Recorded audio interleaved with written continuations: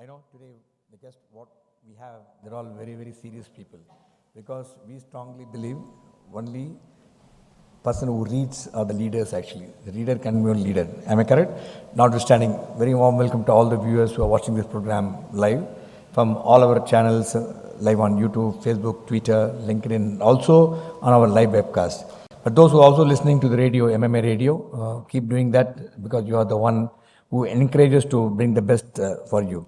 The distinguished speakers for this evening have already arrived, but before I call upon them to the stage and discuss on the theme of this evening discussion, let me briefly tell you what's happening at MMA next 2-3 days. We have fixed all the programs till November, so we have got some outstanding lineup. But I'm going to tell you very important what's happening in September, maybe one event which you must block your diary in the month of October. 21st September, Wednesday, we have a statutory complaint related to employees' welfare expertise, accounting EPF, because as I used to always mention, we strongly believe in compliance, and every month we have a compliance. This happened at Bhupati & Co. Chartered Accountant. Like this, we are going to have a compliance. We are also tying up with some of the experts in GST and experts in other area of very, very important interest to our members. So please do attend, and if you're not attending, at least send your rep. You have got some any queries, you can get everything clarified from the experts without paying much consultancy fee to the match. Saturday, 24th September, then we have a talk on climate change and the mitigation of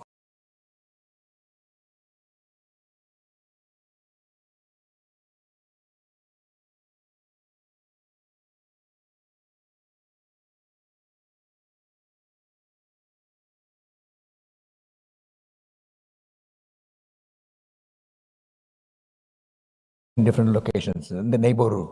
So we have events, every month scheduled at Annanagar. We have event at Adiyar. We have at Tina. We have event at Adiyar. We have at Tinagar. So earlier at one stage we to doing this event almost 15 locations. Slowly we picked up. I am quite sure next few months we'll be reaching out to many areas and with some interesting programs. So you can just walk in from your place at 6 o'clock, get back home by 6 o'clock, 7 o'clock for your dinner. Then on the Tuesday, 27th September, we have MMA All India Management Student Convention, AI Shaping Today and the Future. I can tell you it's an outstanding convention. It's totally booked, sold out. 900 seats, it's already totally sold out. And you can watch. This program is again webcast live on YouTube, live on Facebook. Watch it, especially students. You will really understand how AI is going to change the world where we live in and how it's going to impact you in every area what you do at.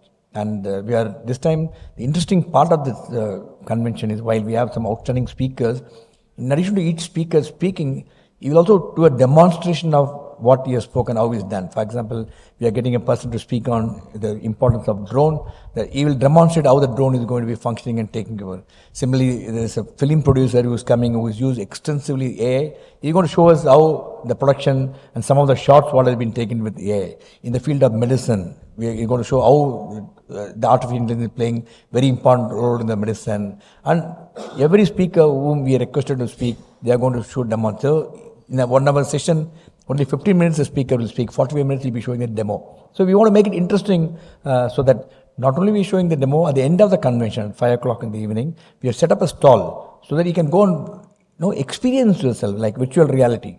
You can say that you want to visit London and see Buckingham Palace.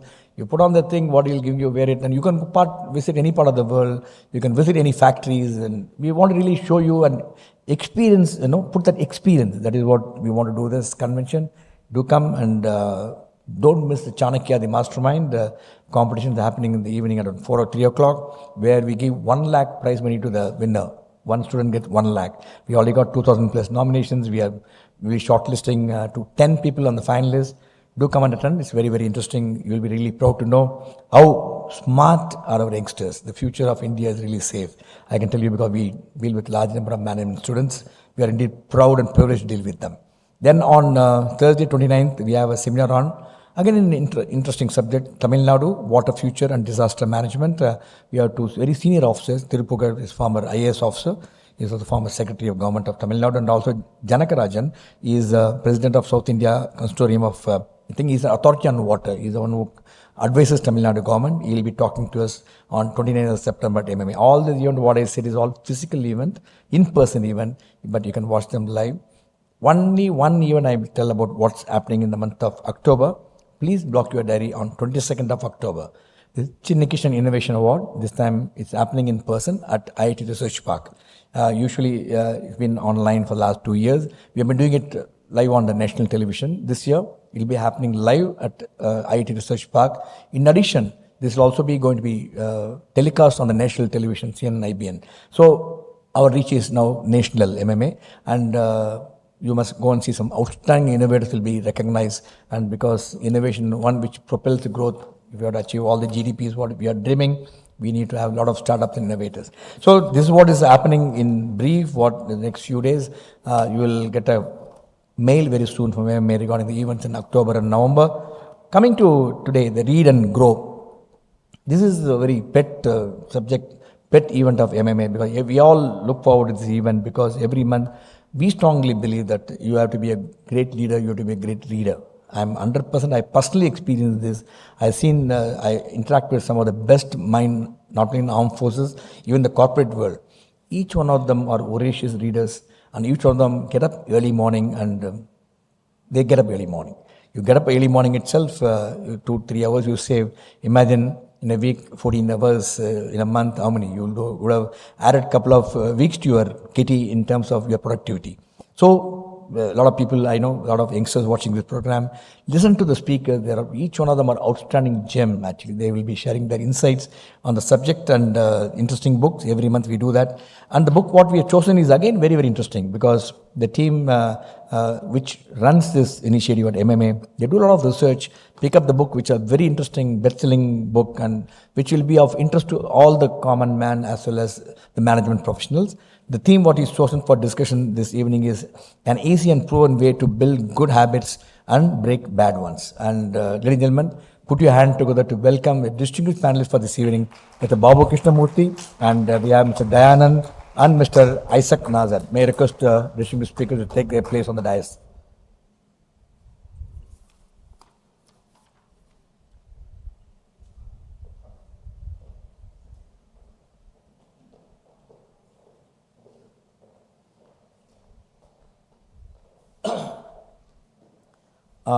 This event is put together for this evening is Mr. Babu. Let me have the privilege of introducing distinguished speakers for this evening. Thereafter, they will lead the conversation. And what I request you, if you have any question, please, at the end of the session, you have an opportunity to ask them. Ask only questions, and we do not want any statement. And your speech, you want to speak, let us know. We'll invite you over again to speak. We are most welcome to do that. And Babu Krishnamoorthy is a founder and chief Sherpa of Sherpa Investment Private Limited, a boutique wealth management firm based in Chennai, catering to the financial needs of high net worth clients in India and abroad. And Babu is also an advisor and co-founder at a revolutionary fintech startup, Roundups. Roundups caters to the millennials and Gen Z in creating unique method of saving and investing. I know millennials are very smart in investing, and that's one of the reasons banks are not getting any money. Every money is going to only mutual funds and stocks. A passionate thought leader in personal finance space, Babu has authored the best-selling book Unlock the Secrets of Wealthy Life, and which helps young adults and start their interesting journey in a methodical manner. A professional speaker, which I know is one of the outstanding speaker. I'll walk miles to listen to him, and Babu speaks on the subject related to finance. Very warm welcome to Babu. It's always a pleasure to have you with us at MMA. Let me have the pleasure of introducing Mr. ISAK Nazar. It's always a privilege and pleasure to me to do that, because he is one person we always look up to him with reverence.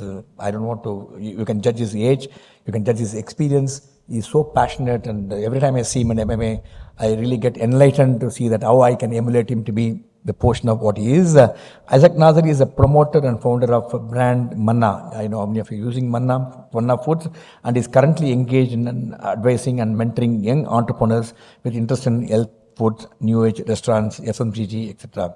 Nazar has been guiding and mentoring many entrepreneurs, general and in Tamil Nadu in particular, partnered with various forums. He has been addressing regularly young entrepreneurs, management schools, and general student community. Nazar has been visiting faculty of many business schools.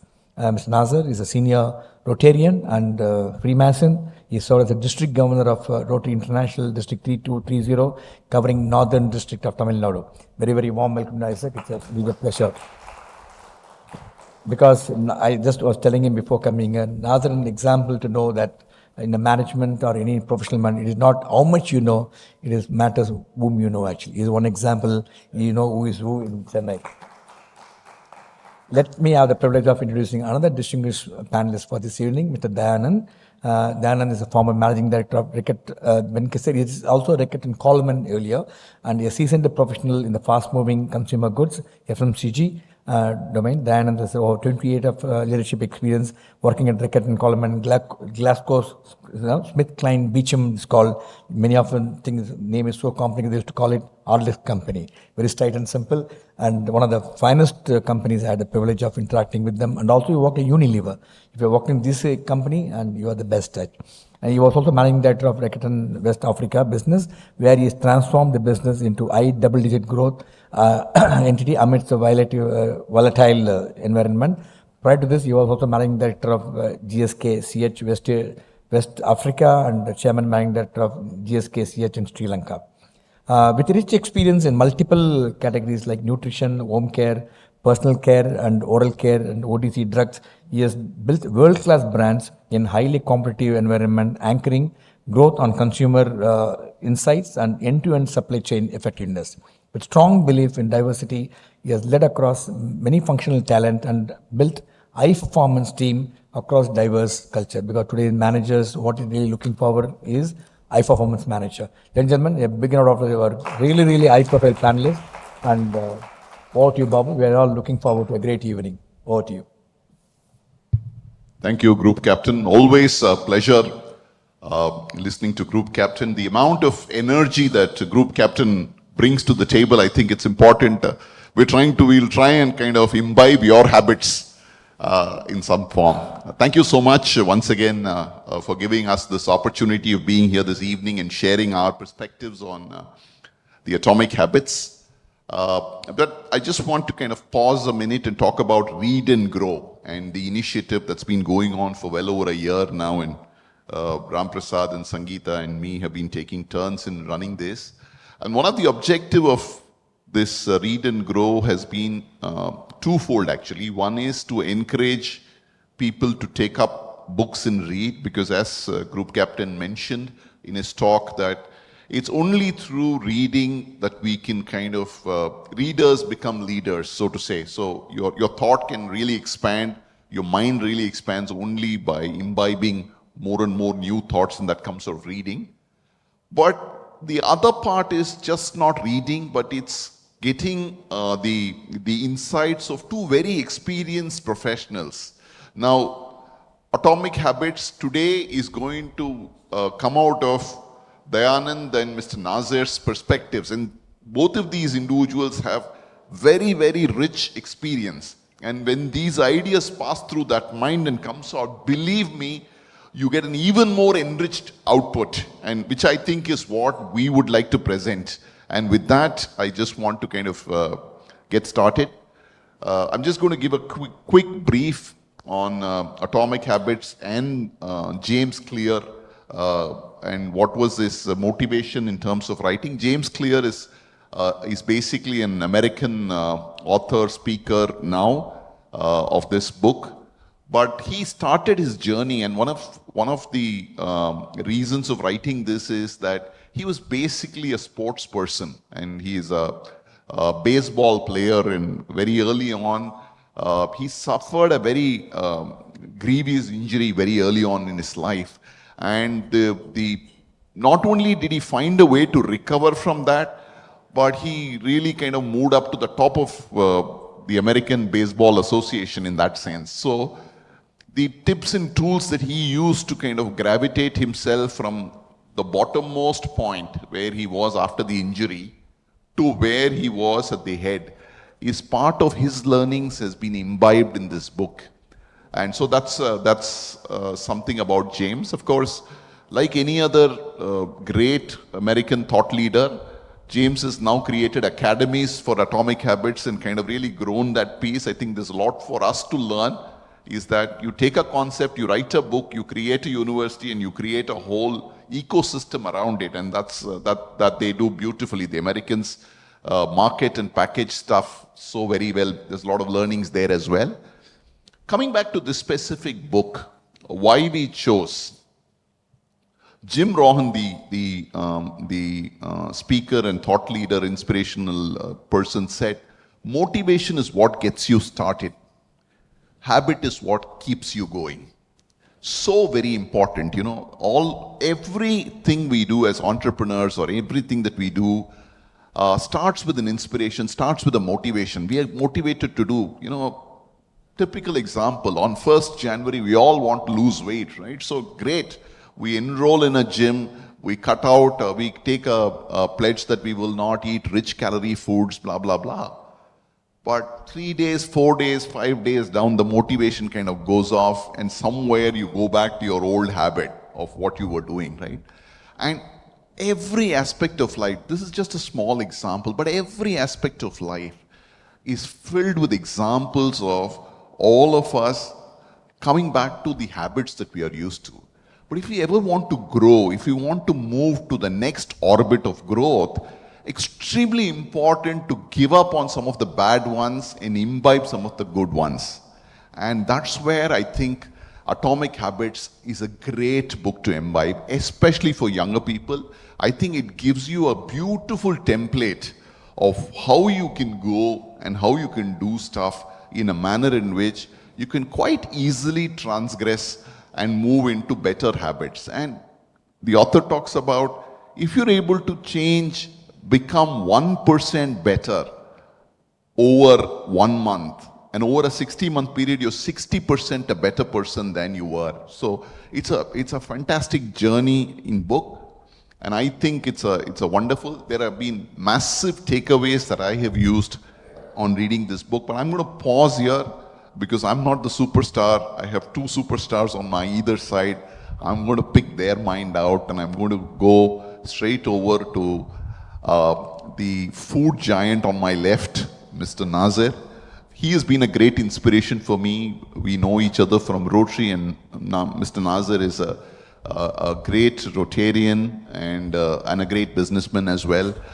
Mr. Nazar, you've gone through this book, and tell us what are your thoughts, initial thoughts that you can share. Thank you, Babu and Group Captain Jay Kumar, for inviting me here for this wonderful session. I've been coming to MMA for various occasions and I've addressed earlier, but this, I find it very significant and unique, because here there comes with the purpose. And today, the marketing people know that there's a new concept has come out called purpose marketing. And earlier, marketing is marketing. You market anything. Today, you will have to find a purpose in anything you market, whether it is on a product or a personality or a concept. So the purpose marketing is the new term in the marketing which has come. And coinciding that, I have come here to talk about a book and an habit, which actually will greatly change a person's mind. And habits, in my opinion, do not form just like that. I want to tell you 2-3 small examples. And right from my earlier days, just after my college days, I joined as a sales representative. And from those days, from my managing director or whatever position I attained, I used to get up only at 7 o'clock or say 8 o'clock kind of a thing. Maybe till I was around 30, 35. One day I watched an interview of a politician. He's a known politician to all of you, but just like that I was interviewing. And he said, whatever time I get to bed, I get up at 5 o'clock. And he was discussing so many other things, but this one point struck me.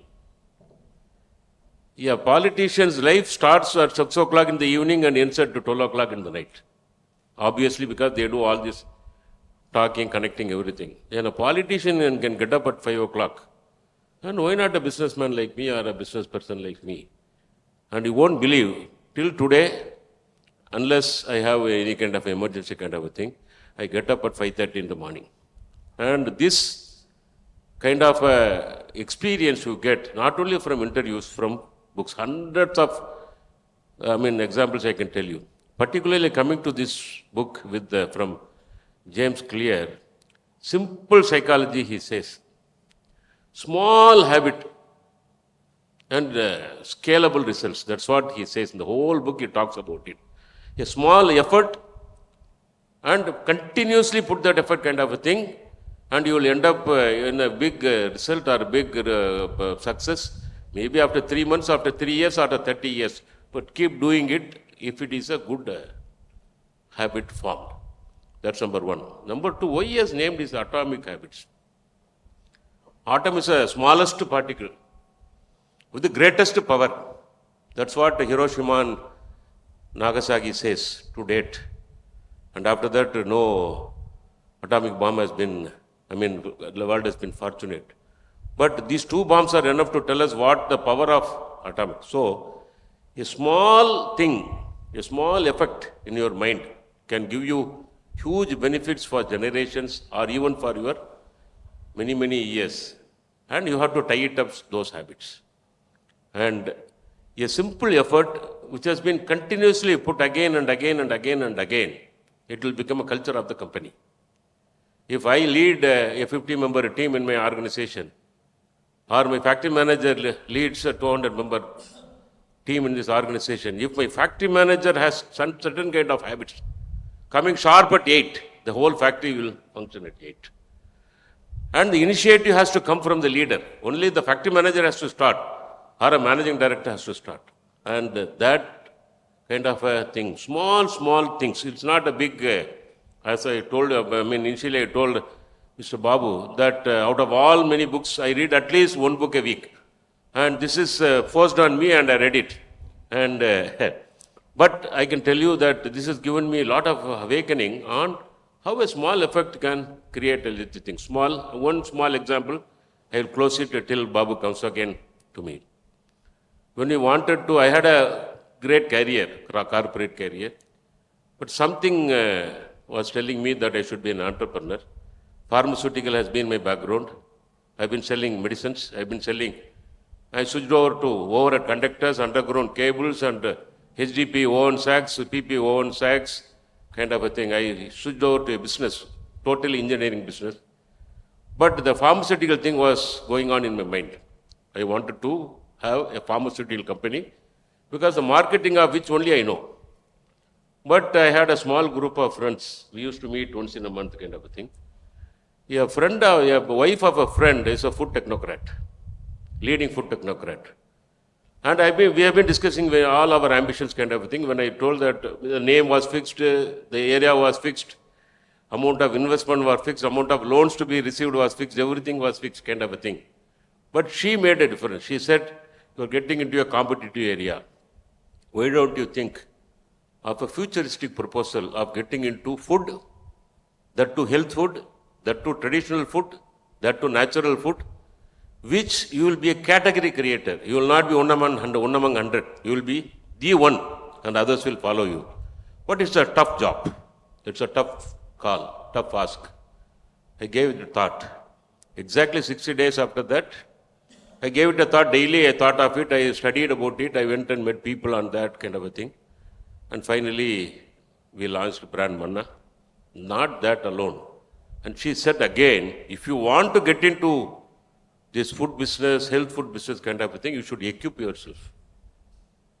And you won't believe, I went to CFTRI, I joined a course of 18 days as a regular student, and which deals on health foods kind of a thing. I stayed in that hostel with 3 other people in the 4-bedded room, and regular hostel. I said, why I am telling you is, it need not, that has changed my own thinking. What she told me, all along I have been thinking about launching a pharmaceutical company, but one small spark from her, that why not you get into a futuristic business, which may be hard to go, but you will be the first to go. And that's what the atomic habits have given us. It triggers your mind. As I told you, one politician interview triggered me. Why not get up at 5:36? Why not create an habit? And that's how any book. And when Babu was talking to me, we have been talking that the reading habits are coming down. Maybe online reading is going up, kind of thing. But let me tell you, I have done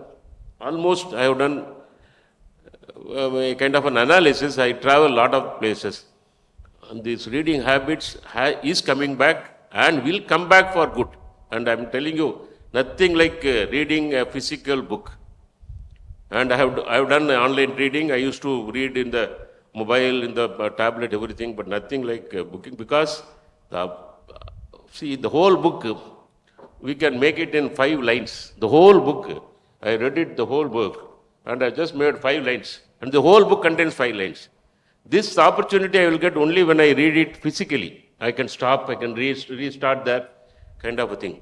So this atomic habits is cultivating good habits, small habits, walking, how you walk, he says, how you sleep, how you talk, how you dine, and how you learn from others. And that's the kind of a small things. And it's not a MBA degree you get, but it's a combination 100 small things connecting to a kind of a degree experience. And that's what, it's a great book. It's simply telling in small words, a simple act, doing regularly, day after day, day after day, day after day for longer time.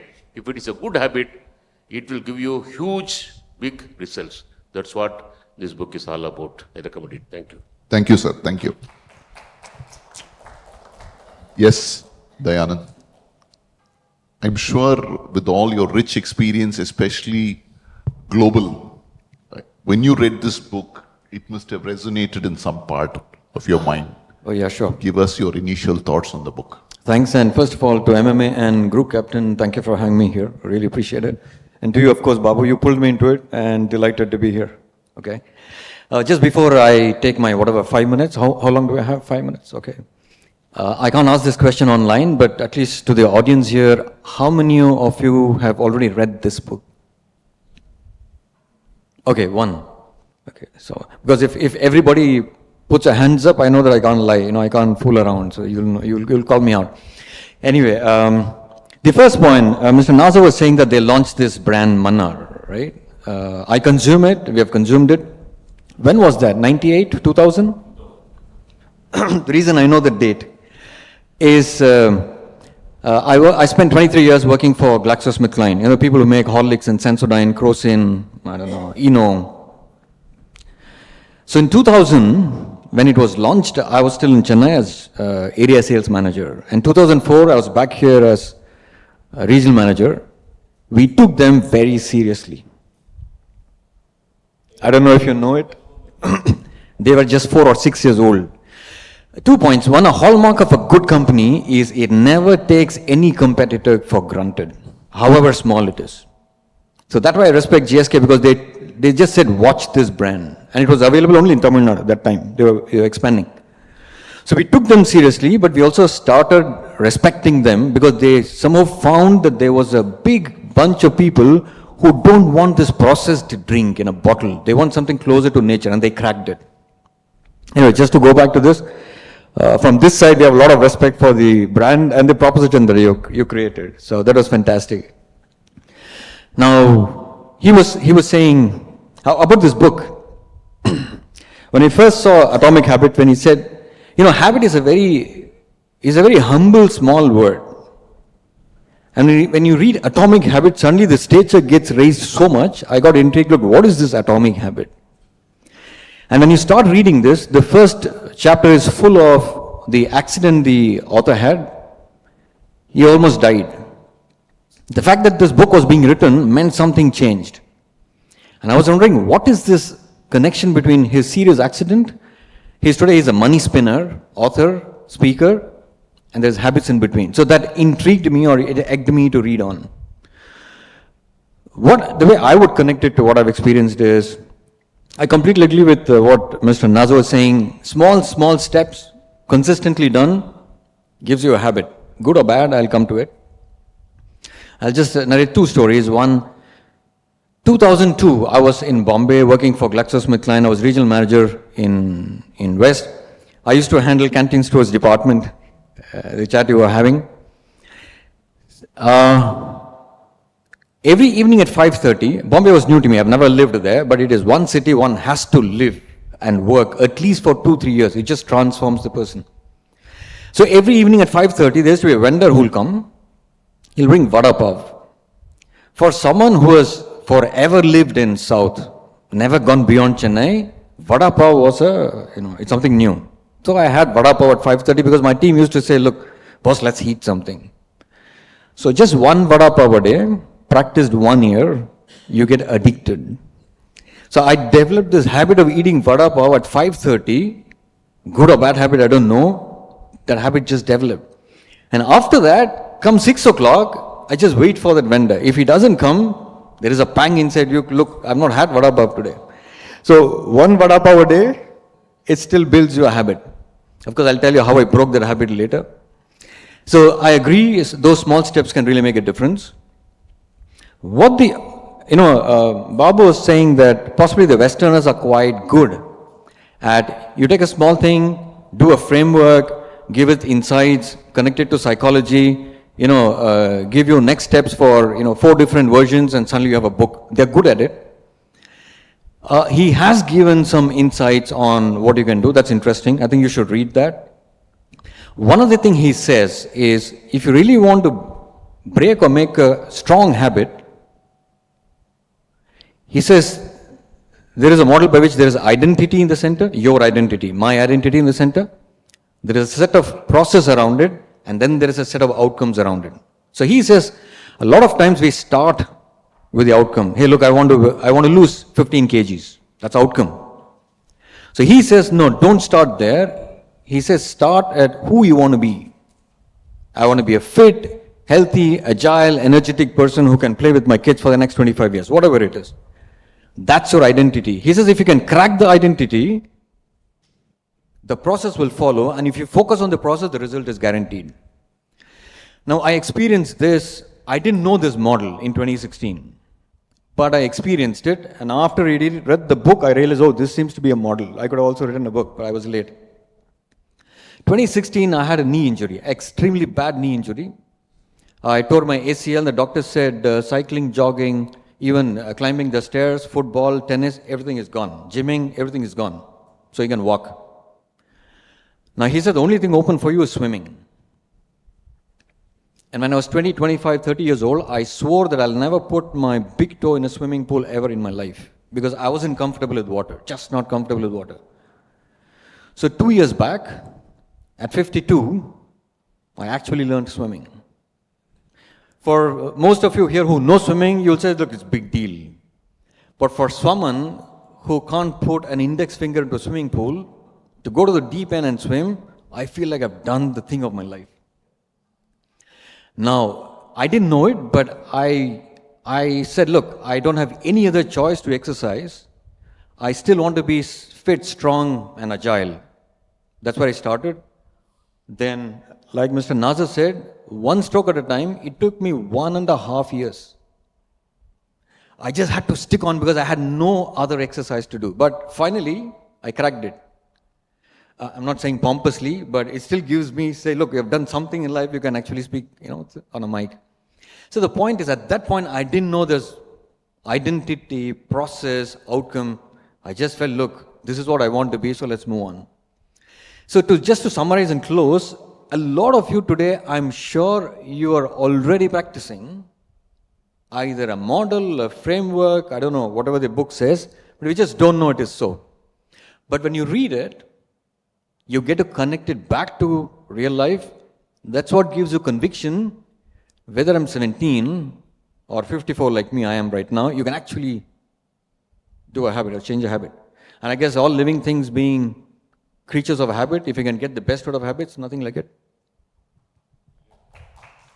Super. So just taking off from where Dayanand left, I'm going to give you a quick clue as to something that resonated with me as well during the course of this book. I joined a running group called Chennai Runners about 10 years ago. And I was not a runner till then. Because at middle age, you get used to a lifestyle which is without exercise. And I said, I need to get running. And the best way to do that is, as the author mentioned, is go and enroll into some program. Publicly announce to people that you're going to do something, right? And therefore, you become accountable to a whole set of people. So that's what I did, willy-nilly. And once you enroll there, then you become accountable to show up there. And the first day, family, everybody else.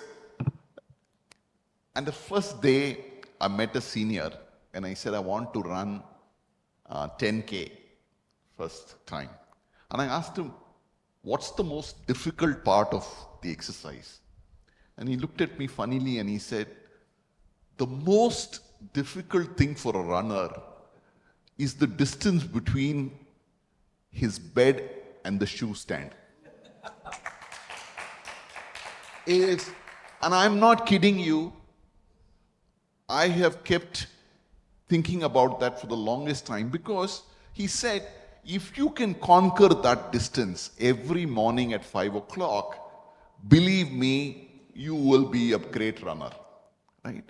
And we all, in our minds, we keep thinking that running means I have to go into the road, I have to run this distance, that distance. No. The difficulty is getting up at 5 a.m. and ignoring that desire to sleep once more, snoozing that alarm once more, and then going up to your shoe rack. And he said one more important thing. He said, Babu, before you get started, make sure the previous night you keep your gear which you're going to wear, the shoe that you're going to wear, all of it ready outside. So he says, the path of least resistance, you get up, you brush your teeth, you head out, your gear is there, your shoe is there, wear it quickly before you can change your mind. And I never thought of this till I read the book. And the book says, make it easy, make it fun, make it non-frictional. To make your habit a new habit, a good habit, or change a bad habit, extremely important to kind of make sure that it remains frictionless. And I thought it was brilliant. Like Dayanand said, I too had this experience. Only thing is, I didn't create a book. James Clear was clear about creating a book. I think there are multiple lessons we can learn. And many a time, we would know that I have also experienced this. That thought will come to you when you read this book. But I think I'm going to go to the next section and see. I'm going to go back to Mr. Nazar and say, in your life, and there are two parts to this. One is there, I am sure there are one or two defining habits that you have imbibed willingly or in some form that have catapulted you to this success. What are those habits? And how would you kind of look at people identifying some of those habits which they want for themselves and using that to kind of grow in whatever they want to be? Thank you, Babu.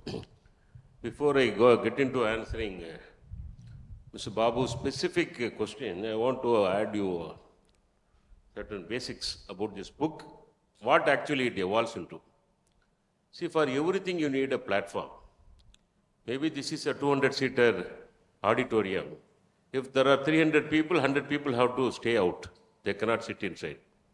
This bottle may be 200 million, 250 ml, and it cannot contain 300 ml because it is designed for 250 ml. Same thing our brains. And it's always full. To learn something new, you will have to kick off something out and learn something. And that's what this book continuously says. Creating a kind of a platform. If there is cotton, the cotton can take up our tissue for example. If there is some small spill of water, you can use it using a small tissue, paper tissue. But there is a lot of water, you will have to bring a bigger thing to clean it. So, what actually this book tells is creating a kind of a mind platform for you to take new habits to kick out the bad habits out. That's number one. Number two, to create a platform, there are certain gene matters. There is gene, there is some kind of a attitude which every race and every country, every has. And one great book which I read, India Grows at Night, by, you heard it? Good. So, India Grows at Night by Gurcharan Das. Maybe you can note it down with the students if you want. Gurcharan Das, like Mr. Dayanand, he is a global CEO. Not one company, 3-4 companies. And he left the entire thing at 51 and started writing Mahabharata in simple forms. That the entire Mahabharata he has written in a book called Difficulty of Being Good. And that's again a marvelous book. I have bought and circulated, given free to my friends at least 600, 700 books. They wrote to me from Penguin Books that you are a great person, you are eligible for 10% discount from next book. So that's the kind of an effect, that apart. So why I am telling you is, in India Grows at Night, Gurcharan Das says, after working globally, and that has to be, he has worked in 7-8 countries in senior positions.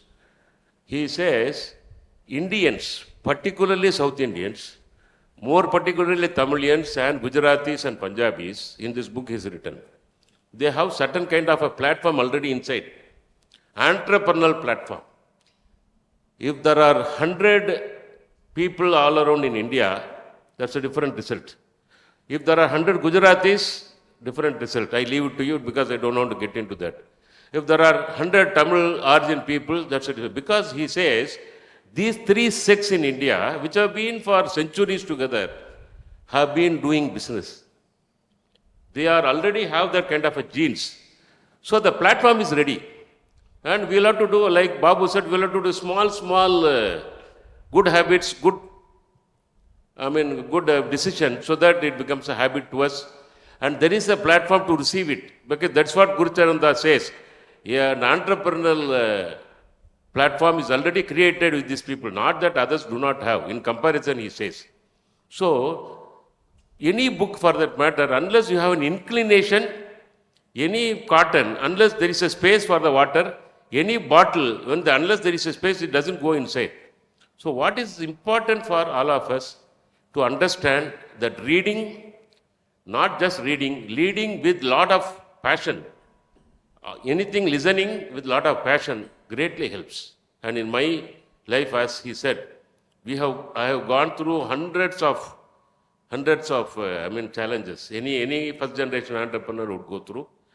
And unless you have a millionaire or billionaire father, and not many of us are fortunate to have like that. And any businessman of our kind has gone through. But what has kept my company going, or my brand going, even today we have 7-8 brands, we have diversified into many other areas. So what going is, they all know, Nazar means, 9 means he will be there at 8:45, my entire team will be there. Come what may, I have never, unless 1 or 2 exceptions will always be there. Ram is there as an example, who has been seeing me for years. So, this, I don't know whether it's a good or bad. Day for yesterday was late Chief Minister Annadurai's birthday. Annadurai is known for many good things, but he was a bad punctual person. When you call him at 6 o'clock, he comes next day 6 o'clock in the morning. So, meaning that, I don't know whether it is good or bad, but for business, for people when I come and meet, I meet business people, no? So, my team should know that punctuality is important. That's one straight. Second is, my habits or my way of talking, I keep change. Everybody changes. As he said, he started running at that age. Everybody keep changes for better, because when challenge comes, it changes to us. Because I keep my platform ready. Unlearn, learn. You have to kick something out to keep something in. So, what happens is, I had a strong first line team. Who are all important for you? First important person is your finance manager, or the man who takes care of your finance. Number 2, your administrative manager, who actually runs the whole administrative licenses and other things. Number 3, marketing manager, who runs the sales and marketing. Number 4, your production man. And in my opinion, for the kind of company I run, this 5-member team or 4-member team, they should be deadly honest to you. They should replica of you. And you won't believe, this team has been there for over 20 years since we launched the brand.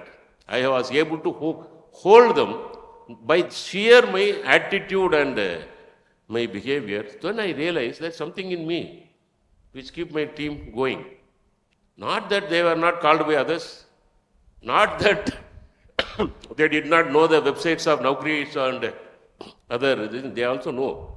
And they may get, but in spite of all those offers and kind of situations, they continue. Then I realized that people are with you for some purpose and for some reason. Money alone do not matter. There is something beyond money. When I talk to all these colleges, I tell people, the first in IIT or first in IIM, there is no guarantee that they will become the richest or they become the most successful. The 30th will become the most successful person, because academics can give you the platform. What to send inside the platform is a different, altogether different thing. So, this book is a stimulator for good habits. As we said, anything is a good habit. Talking good to your friends is a good habit. And getting up early, or being punctual, or accepting even invitations. My father told me, my father was a teacher. He has always been busy. He was like Babu said, sir, you seem to be everywhere. He was always being busy. Though he was only a school teacher, he was always wanted by my street, by my mahalla, my village, the teacher association. Everybody wants him. So he told me, the best charity in life, not money, not food, share your language. Share your knowledge. And that's what I have took it. I lost my father so early. I thought this is the way I repay my gratitude to my father who has made me this much.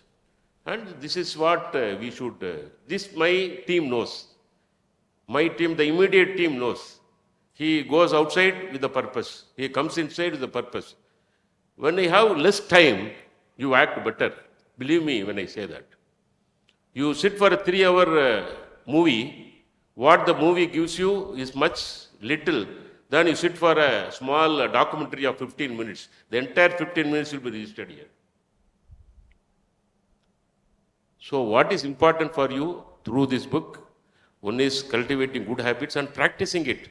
As he said, keep the shoes and socks, everything. I used to keep, this mobile is giving a lot of advantages. I can keep it 6 o'clock. If you want to get up 6, 601, 602, 603, 604, I can keep 5 reminders. So, but what is important is available. But I should, program it to remind me. So 5 programming I should do. And that platform is available. What we send inside, what kind of habits we cultivate, how do we talk, how do we learn, nothing is impossible in life. That's what finally I want to tell you. Please read this book, India Grows at Night. If possible, this is a core business. For goodness, you also should read Difficulty of Being Good. Great book. You will not cross 3 pages if you don't have passion. But if you have passion, you will not keep the book down. And thank you. Dayanand, I'm going to ask you a little different question. Sure. You said you're 50 plus. You don't look that, incidentally. But since we have a younger audience here, assuming you had read this book when you were 25 years old, and you had another 25 year of journey ahead of you, what are some of the habits that you think you would imbibe when you're 25, and how would you play it out, given that there is a template that's now available, as compared to what you've actually done? Okay. If I don't look 55, maybe I should thank my genes. To some extent, maybe meditation. I don't know, but I don't know the answer. At 25, I was still studying, right? So I graduated, then I did my master's, worked for 2 years, then I quit, did my another master's, then joined. So, but had I read the book then, 2 things. I'll wind back to maybe 1998. Yeah, I'd spent 3 years into GlaxoSmithKline. I spent 23 years with them ultimately, but I spent 3 years with them at that time. First 3 years was brilliant. I was area sales manager of Karnataka. Catch that red bus, go from town to town, sell Horlicks in Kannada. I mean, I don't know Kannada, but you have to, you want to survive, you sell. So I spent 16 years in sales. So extremely successful. I was moved to Delhi, the corporate office. I had to, lead a cross-functional team, whatever. Around that time, I got married. Now, one of the feedback I got 3 years into GSK was at work. My boss told me, "You're not listening." So he said, "Why don't you allow your team to express?" So I said, No, I listen. He said, "Just take this feedback, reflect on it." It was ego crushing. Because you have 3 successful years, you think you've arrived in life, and someone just tells you as a basic thing like you are not listening. Newly married, less than 1 year old, I got the same feedback at home also. My wife said, "You're not listening." So there's even a bigger ego crush. So, but there was some commonality. So, but I was thankful, or I am still thankful, that I got that feedback much earlier in life. Had I read this book, I would have been aware. But learning to listen was one of the habits I consciously started developing as I started growing. Because most of the cases, I think the people around you have the answers. If I think I have all the answers, maybe there are better ones out there, if only I can listen. So that was one I would have done much earlier rather than late. The second thing I would say is willingness to learn. So one of the things most of these multinational companies do is they never allow you to settle down in a place for more than 2 or 3 years. So we lived in about 12, 13 cities in 25 years. But every 2, 3 years, you're thrown into a new environment and your past doesn't land you anything good. You're fresh. Maybe you move to finance, you move to supply chain, you move to marketing, sales, back to marketing. So every 2, 3 years, you just have to stand there and say, I will pause, let me learn what is around me, and then I will decide what to do. So willingness to learn, especially as you grow and ultimately become a general manager, managing director. I spent 16 years in sales, knew nothing about corporate finance. But as a general manager, you're supposed to sign off the accounts. You better know what is working capital. You better know, what's the audit team saying. So at that stage, if I don't suspend judgment, or if I'm not open to saying, look, I just don't understand this. I might be a general manager, but I have to say, look, can you just take me through? That is something, it'll take us a long way. So these are 2 things I would have done a little earlier in life, but the fact that I did do at some point in life helped me, and I am still grateful for that. So coming to one more section, we've talked about successful habits, and I think it's great to have successful habits propel us. But like Sir was saying earlier, Mr. Nazar was saying about, you need to give up on some habits, and there are bad habits, right? And I'll give you a classic example. I remember a year ago, maybe a month and a half before Diwali, I decided that I will go on a crash diet because I went to get some clothes for Diwali, and I discovered that the tailor measured, and I always had in my mind a waistline, and the tailor measured and added 2 inches more, and I was very kind of angry with him. But he said, that's the truth. I mean, I measured it, and you are who you are. And then that day I said, I'm going to go on crash diet, right? And as you may have guessed now, that it failed miserably, because less than 30 days away was Diwali, and the entire sweet shop was inside my house. Every relative, every friend gave sweets. So I kind of quickly gave up on my diet and I continued my way. I completely forgot until I read the book. And the book says, if you want to imbibe a habit or give up on a habit, then you must create an atmosphere that kind of supports that, which means that I need to be in an environment where we are away from sweets, or I don't kind of have these kind. If you want to truly diet, right? If you want to. And he talks about examples, and it's not about just you and me, it's about even the biggest of biggest. And he talks about the example of how Victor Hugo, one of the greatest philosophers and writers of our times, struggled with his writing because at that point in time he was a popular guy in the 1800s and he used to be invited out every single evening to parties. Until a point came when he told his servant that please lock up all my clothes except for the basic pajamas kind of clothes. Lock up everything till I complete the book. So he's trying to create an environment wherein I have to change the whole game for me to succeed. And sometimes the power is not within us all the time, it's with the environment around us that makes the change.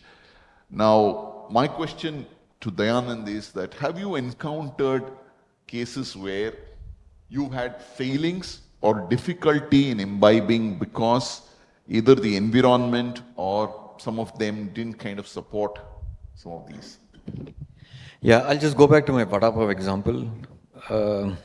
Madrasi, I used to be called a Madrasi. I'm talking about 2002. I was shocked. So, anyway, Bombay, 5:30 p.m. every day, crave for vada pav, happened for 18 months. I realized it was doing no good either to my health or my whatever acidity you call it. So, it's like if my desk is here, there's a table there, and the entrance is at the other end. So I can see the entrance, I can see the guy coming in with that basket of vada pav. So that 5:30 p.m. trigger, the author talks about a model. They're good in models, to be honest. He talks about cue, craving, response, result. He says that's how habits are formed. So there is a cue. In my case, it's 5:30 p.m. And the guy enters with this basket of vada pav. Craving is suddenly my mind says, look, I want to eat that. Response is I just walk there and pick it up. Reward is obviously I feel satisfied. So he says this is how habits are made. So it's there. Now that environment didn't help me. But for me to break that environment, I had a few fruits and a bottle of water on the table which I had to cross to go get that vada pav. So I had to keep it there. So when that 5:30 p.m. that guy comes, and if I have to get up, I cross this, and he's just staring at me. Once, twice, you do it. If you have a conscience, third and fourth time, something pricks in you. So, but that actually helped because at least out of 5 days, I stopped eating for 2 days, and ultimately I overcame eating whenever I wanted. But I agree, the environment either aids you, or it can completely mess it up as far as habits go. Yeah.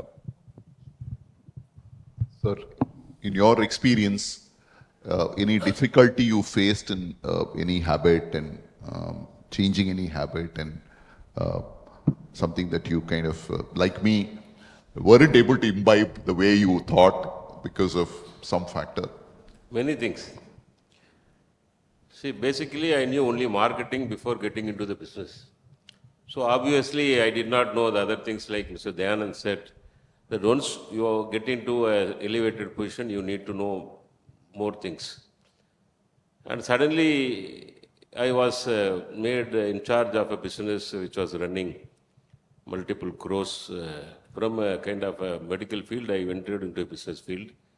I struggled, number one. Number two, I am very bad negotiator. I cannot negotiate well. The good thing is, I know that I am a bad negotiator. I cannot negotiate with somebody that this price of 1 kg, this much, kind of a long contract kind of a thing. I obviously fail because if they can hold me for 10 minutes, whatever rate they ask, I will give it and get away. So I know that I'm a restless person kind of a thing. The good thing is I knew early that I'm a bad negotiator, so I leave it to the person who actually does that purchase or does that accounting. So I knew that. For example, I'll tell you, even auditors. I know many auditors will be here, but not often auditors. They always talk, 30th September is the last day, 28th only they will call you. Or we will call them, either way. And last 3-4 days, 1 week only, the balance sheets are finalized. In that urgency, whatever my auditor says, I used to, sir, this way, that way, without realizing that I would do. So, in first 2-3 balance sheet, I realized that I'm not doing a good job there, and I'm not doing good to the company kind of a thing. Being very frank, being very open, being very transparent kind of a thing. Because, so from that fourth balance sheet onwards, I left it to my professionals. So what you need to know, as I told you, learning and unlearning, knowing our bad habits also. Bad habits are what you are not expert of. You cannot boast yourself. So this is number one. Number two, basically, like Mr. Dayanand said, any successful person, because we are all conscious of time. I run a meeting for marketing or accounting. In my mind, I keep it 1 hour. In 1 hour, that should be over. But when you start listening, when you're talking in irrelevant matters, when they speak, we immediately cut down and we get in. And we say, these are the 4 or 5 things, you finish it up, and we'll have in the next meeting and everything. This listening was not my cup of tea, number one. I listen, but in my opinion, too much listening is also, is not correct. You have to be a decision maker kind of a thing. And there are many people have told me, like Mr. Dayanand said, that you are impassionate, a person. You are not having enough patience to people to express the kind of things. But when aggressiveness comes and when you want results, see, 2 + 2 = 2, but I want to make 2 + 2 = 6. So I want to change the whole formula. And that's how business grows. So that time I cannot keep asking, what is your opinion, this opinion. I have to thrust things in marketing. Same thing is not applicable in accounting because they're all factual figures. 2 + 2 = 2 only. You cannot say 6. In marketing, I can always escalate it to better. So this impatience is a quality. Even today, I have that kind of a thing. And what is important is we should know what we are good on and what we are not good on and apply that. See, when somebody comes for a purchase or a negotiation kind of a thing, my administrative manager immediately, sir, leave it to me, I will do it. Because even the whole team knows that otherwise this man is going to pay 10 rupees more per kg. So that's how it happens, and we have had enough instances. So that apart, as I told you, reading is a great habit.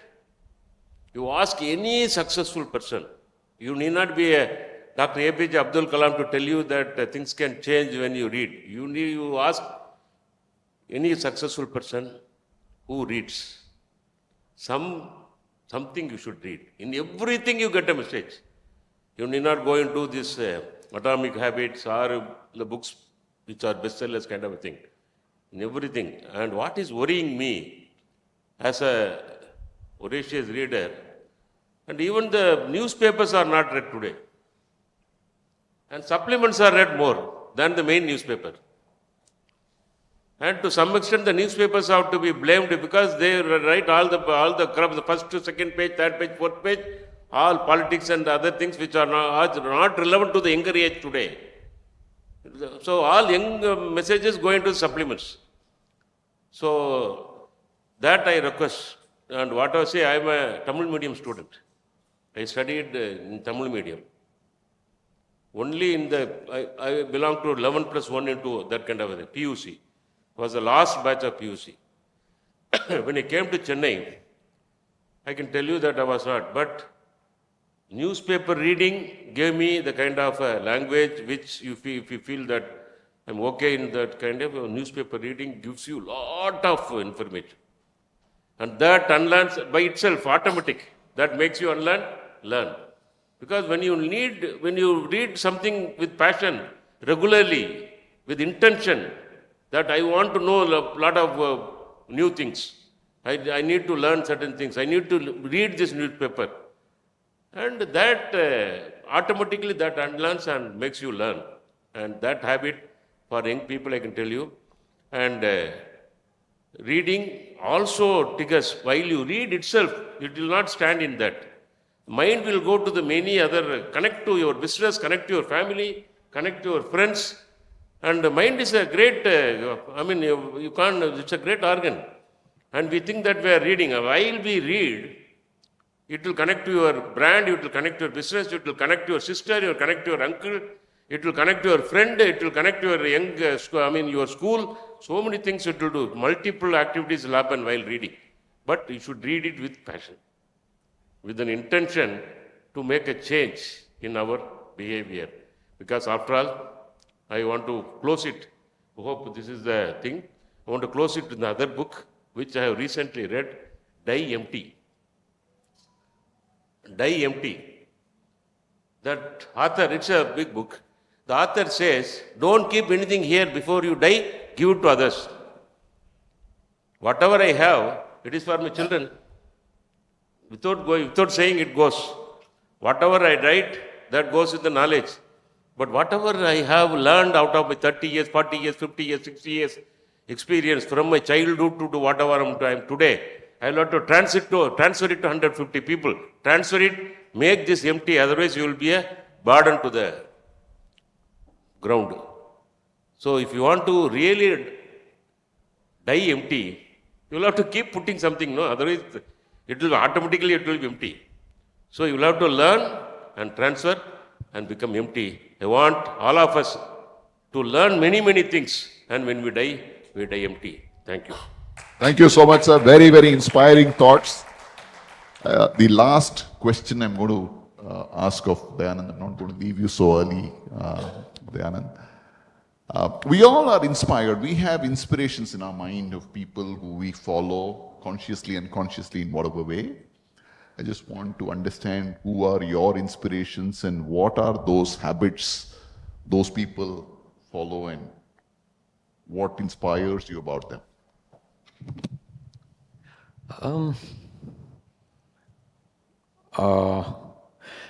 My inspiration has always been the common man or common woman. So I'll explain what it is. I think it was 2017. I was in Ghana. I was in Accra doing a market visit. I'd gone there. There was a young woman, maybe in the early 20s. It was blistering hot around 1 o'clock. It was a wholesale market. She was carrying a baby. So in West Africa, most parts of Africa, women carry the baby on their back. So they have the baby in the back and they have a cloth to tie it. So the baby literally clings on to the mother's back. This woman should have been maybe in 20s, baby in the back. The baby wouldn't have been more than a year old. Wholesale market. She was doing physical labor. On top of her head, she was moving goods. I was in the wholesale market for about 1.5 hours. 1.5 hours, I was making calls. One of the places where you can learn a lot is actually go and stand in front of the outlet and just watch consumers buy. Now she, for 1.5 hours with a baby in the back, no breaks, she was moving goods physically. Now, I was paid well. I was an expatriate, living in Nigeria, flew to Ghana. How much ever all this, you still complain, this is hot, blah, blah, blah. So when I saw her, if she has that in her, that she will do this kind of a work to sustain her family, is that commitment, is that accountability, is that achievement orientation? If she can do that, how much more should I be doing? My mind just shut itself, no complaints. So for me, my inspiration comes from the common people I meet. So this was one. The other case you would also have seen. Sometimes you see a blind person walking, right? You're crossing our roads and the sidewalk platforms are not made for people who don't have sight. You see them walking, tapping the stick in front of them. You feel a little bad because, you can help them for the next 2-3 minutes, but after that, what? But they just have a smile, they keep walking. Does he or she know that the next step that they will take is into a manhole? They will not know, but they still take that next step. They possibly have hope or trust in life that something else will hold them. There are a lot of us who are well paid, good house, drive a car, we sometimes complain or we don't have. So when I see him or her, I'm very sorry. When I see him or her, if he can bring trust to life, if this person can bring hope to life, how much hope should I have?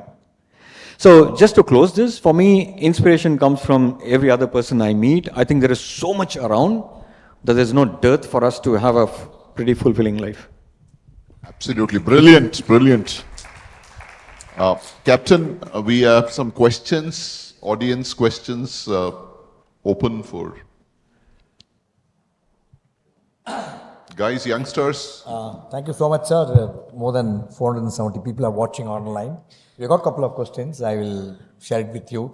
Let's go to the people who are privileged first, who are come in person. Anybody, any questions? Can you pass the mic, please? Anybody? Okay, this is a question to Mr. Nazar. Did you try to learn negotiation?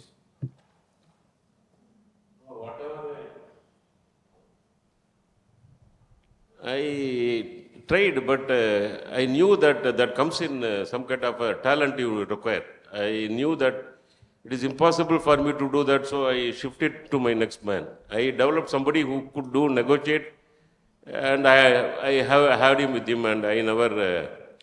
Even today, I am a bad negotiator. If anybody asks if I have 500 rupees, if somebody asks, I will give and go. I mean, that kind of a thing. And I don't even ask him why he needs kind of a thing. Better thing is not to have money so that you are safe.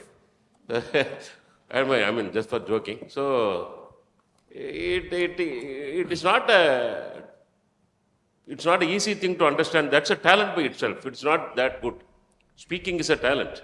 Maybe you know little, but you can speak as if you know everything. So even negotiation is a talent. It has to come from bottom. Maybe I was in marketing, like you said. We were known to be very broad, very casual kind of a thing. So the negotiation comes into a kind of a minute talent. It's not an easy thing to. Maybe Muthukrishnan will know because he does every day and day out and day in deals. So. I tried, but I knew that it's not going to come. So, instead of wasting time, I did good things later, and I don't do, even today I don't negotiate. I do everything. I go and see the machine, this, that, and I add this, everything I do. But finally, when it comes to the backdoor, I give to the person who is in charge. Thank you for that. I didn't say that, but that's what I do. Anybody? Okay. So we'll go to the questions from audience. Before that, let me share my experience in armed forces. It's a way of life. You develop quite a bit of habits. I remember being in South and not much physically fit. And when I went to Air Force Academy, the very first week, they make you run 10-kilometer run. When you run, you are so much enthusiastic, you want to run very fast. Within a kilometer, I almost dead and buried. That's the time my instructor, I remember, this is Sergeant Nair. He said what you said. You run with your mind, man, idiot. Come. This is the exact word. We are officers actually. Come on, run with your mind. That word still, I keep remembering. Whenever I get to trouble, I tell, run with your mind. And I completed that 10 kilometers. I know what happened.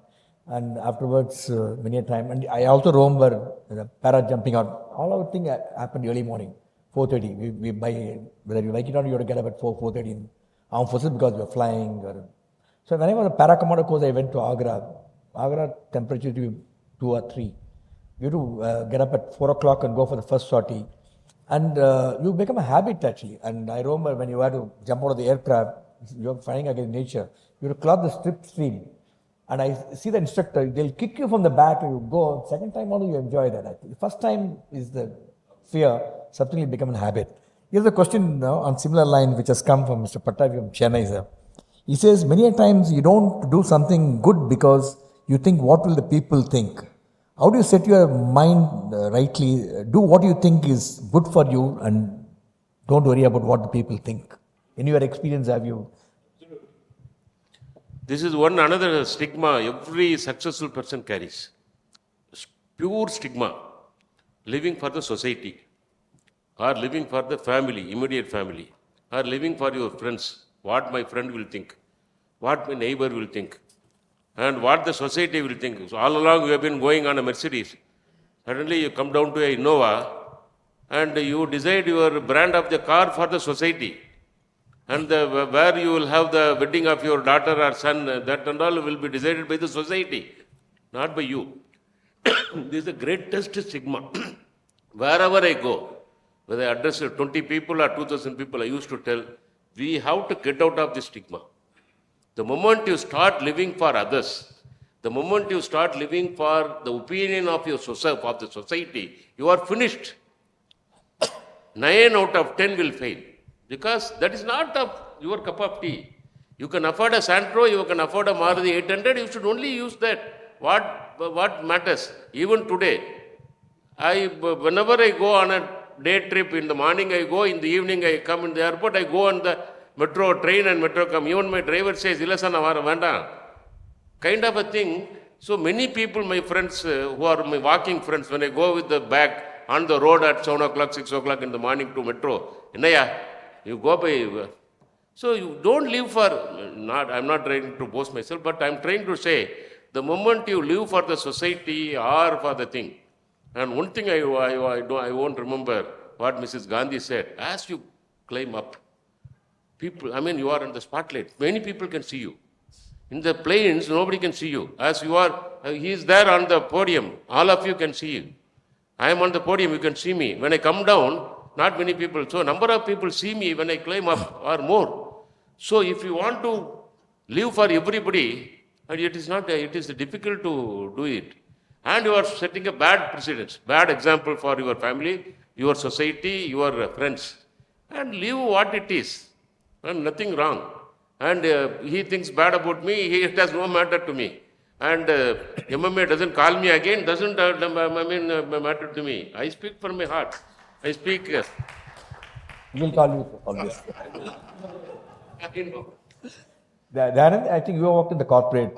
What is your experience? Because they're always what the people think. Always there. I read a quote, exactly what he said. The quote said the same thing, but the quote goes like this. The higher that a monkey climbs, the more of its backside can you see. I remember this. So exactly right. So you just observe, you're just judged.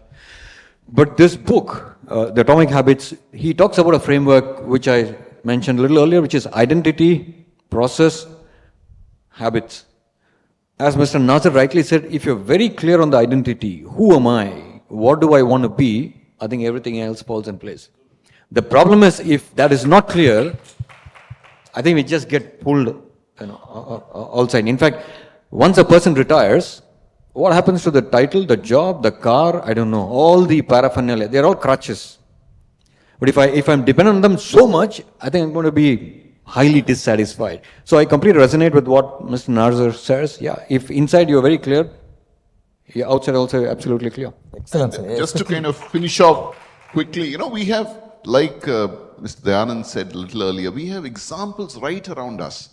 The greatest leader our country has seen, Mahatma Gandhi, wore a very, very simple dress that resonated with the public, right? So he was the leader of the uprising against the British, but he didn't think he need to wear a three-piece suit to represent himself, right? So I think you have to do, as a leader, you have to do what is deep within your heart and what you believe in, and the rest will follow. True, absolutely true. In fact, when we retired from armed forces, we have only one uniform that is there. We wear every time.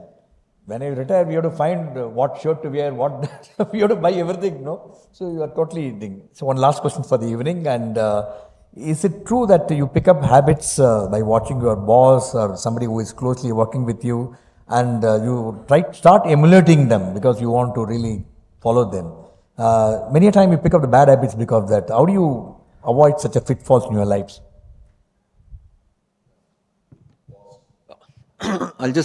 So this talks about how unconscious you can pick up habits, how it's deeply embedded. I'm sure my wife will allow me to share this anecdote. My wife is a pranic healer, so it's like Reiki, it's energy healing. So they use hand gestures and manage the energies in the body. So during the COVID time, we were in Lagos, Nigeria. We were a lot of movies. So one of the movies we were watching was Bridge on the River Kwai. We were sitting, and one of the scenes, someone gets hurt on screen. They're shot, they're bleeding, whatever. Corner of the eye, I could see her. She was doing hand gestures. So we were seriously watching the movie. When I turned, she was actually doing those gestures what he would do when you heal someone. So I just poked her and we burst out laughing because she was so deeply engrossed in the movie, she was actually healing the person in the movie. It can't get ridiculous. But it is so subconscious. You said, would you imbibe things?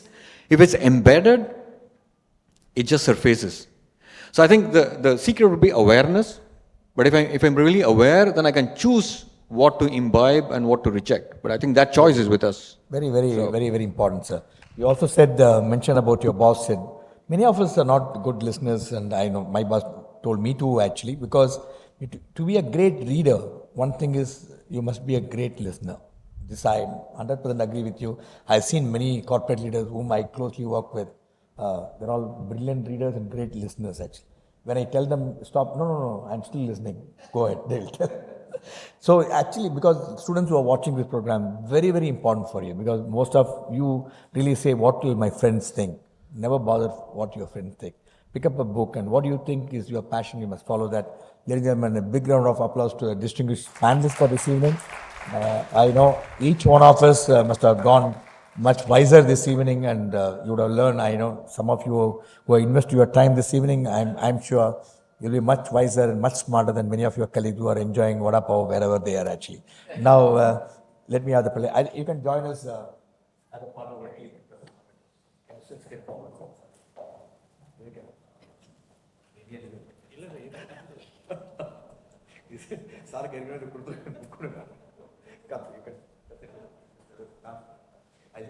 You can step forward. Come.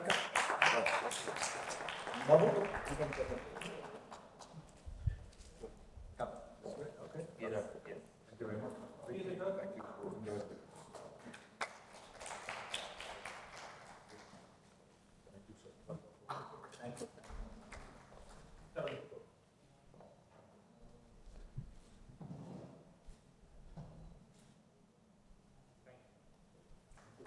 You guys should read this Stanford address of Steve Jobs.